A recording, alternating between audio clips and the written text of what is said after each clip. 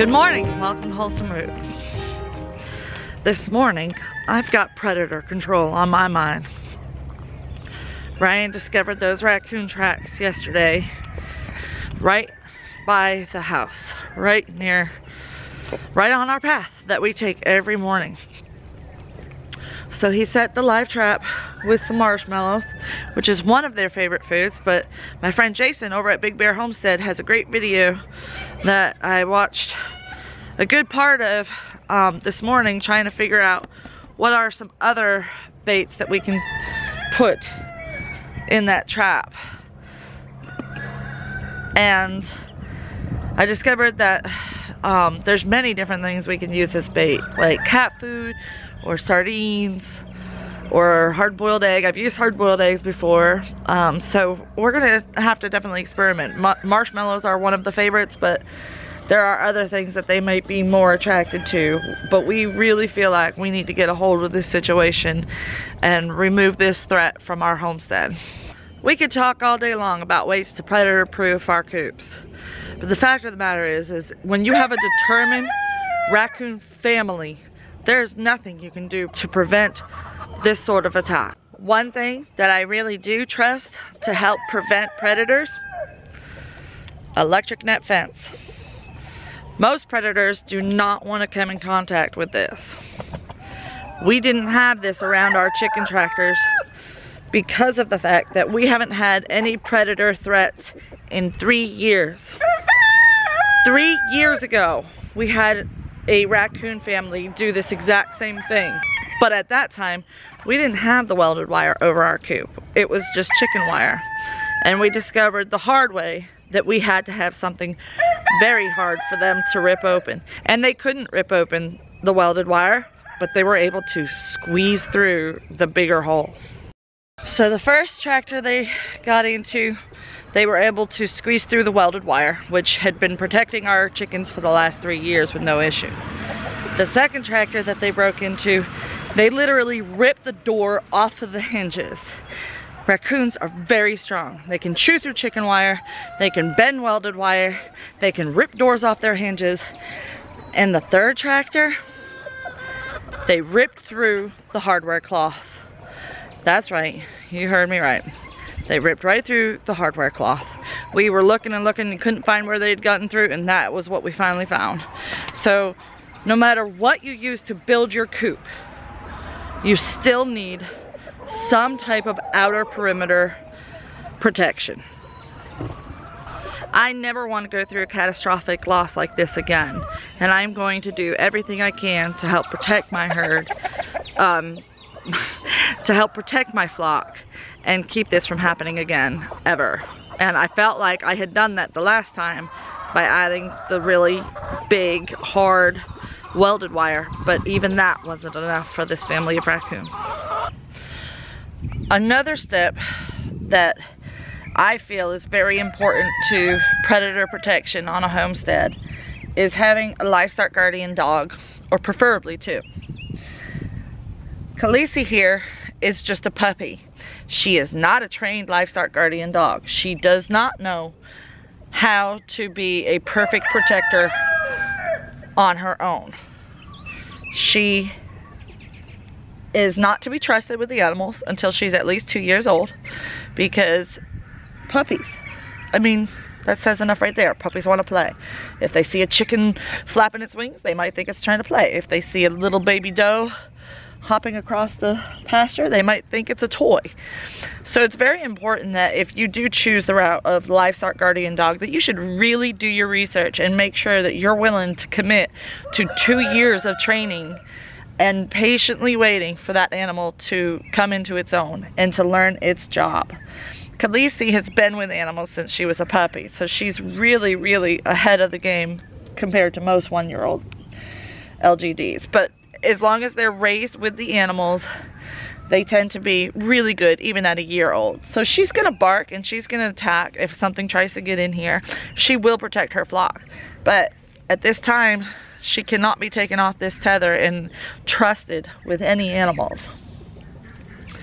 We think that we think and we hope that it will be soon, because she is a bit different than most LGDs. She has a very timid personality, and she's she is not aggressive by any means, but I feel as though if a predator were to come in, she would be.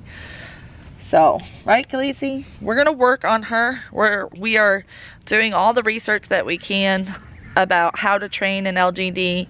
We are not following one simple method. We are combining methods that we feel will work best for this animal, because this dog is different than other dogs. Every dog is different, and every person is different, and every farm is different, and they all are going to require different methods and levels of training. So for Khaleesi, we're going slow. She's already timid. She's already had some social anxiety issues with humans. So we have to be careful to make sure that she trusts us more than anything else if we want to form a good working relationship with her. And that is why she has spent some time in the house, and that is why she has spent some time in the barn, and that is why we are doing the things we are doing with her. So those are some of the steps we are taking to help prevent any future raccoon destruction. We've got our live trap set. There's another live trap set on the path that the feathers were on. So the trail that they took the chickens that they had gotten out of the coops, they took several of them with them. Some of them they ate along the way. Others, it looks like they took back to the young at the nest. So we set a trap over there as well. So we set a trap where there were tracks. We set a trap where there was evidence of them going. And we've got the electric fence on at night. We've got Khaleesi with them. There really is nothing more we can do. And we have taken all the steps that we can. So at this point, we just have to trust that we will get them out of this situation and into a different environment where they won't be bothering anybody's chickens. Do you want to come out, Sister Ray? If you do, you can. Kitty clearly wants out. I will make sure that if you want to go out, your baby will follow you. All right? So let's just do this. Okay? Whoop, whoop. That way. That way, girls. Anybody that wants to go with them can, sister. Kitty, if you want to go. Come on, Rocky. Come on, Luna. You guys are on regular routine. Don't get sidetracked just because Kitty's out here with you. Go. Go. Go. Oh, sister, you joined them. Good girl. Go on, hearts.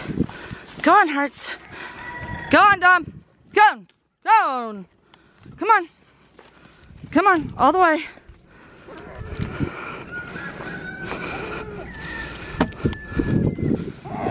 All right. I will go get your baby right now, okay? I'll go get your baby right now, don't worry. You guys just get to know your girlfriends again. All right. New babies are out with the new mamas. And we will see how this goes today. It's nice weather. It's a perfect day for them to come out here. The babies don't know about electric fence yet, so they'll learn that pretty quick. But I will be keeping a very close eye all day, looking out the window regularly to make sure that nothing goes wrong. Sister does seem a little bit more nervous than Kitty. She's calling to the baby more, but I think that once she gets up there to the hay and starts visiting with her friends, she'll be just fine. I know the babies will be fine. I'm more worried just about Sister Ray being nervous. She's a nervous Nelly. But I milked her out again today, another half gallon, beautifully done. She wasn't too excited about getting on the stand, but once she did well. We're making great progress here. Oh, truly scrumptious. I don't know if you want to go near that fence. These babies are like, what is this place? There's so much room. So many things to do. Oh my goodness. So many things to explore.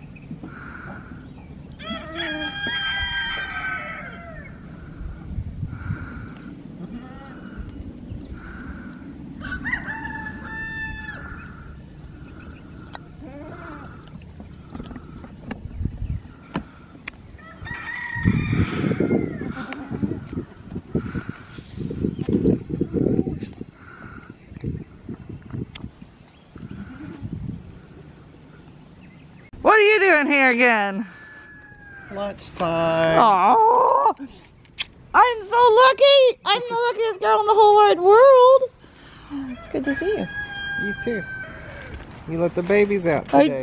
I did. Are you excited? Yeah, that's awesome. The weather was finally nice enough. Oh look, I was all zoomed in. That's what I get for being snuck up on by my man. Nice day out for it, so. It is.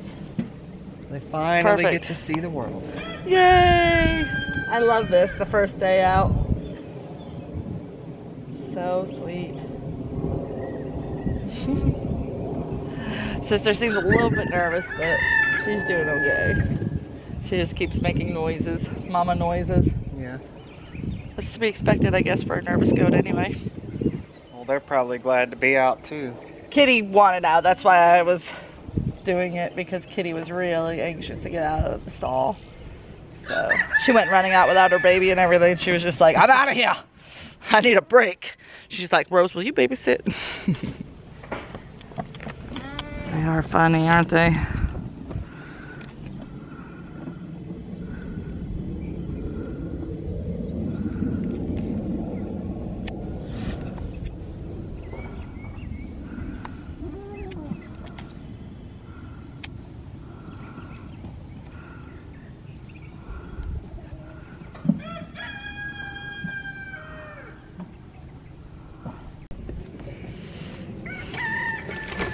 All right, I've got eggs that I need to sort. I've already been washing eggs this morning for refrigerator sales. And now I get to sort eggs for incubator. So I'm gonna choose all my nice green, blue, and dark brown eggs to hatch. So we get some more of those colors in our flock to replace the ones we've lost. And also for some friends of ours that would like some chicks. So that'll be fun. It's a good thing that we hadn't sold any of these eggs yet, because we lost almost all of our Easter eggers. So having some of those eggs to be able to hatch out is a great blessing that I'm truly glad we have. We just keep moving forward, right? Thank you guys for watching. You know the drill. We'll see you next time on Wholesome Roots.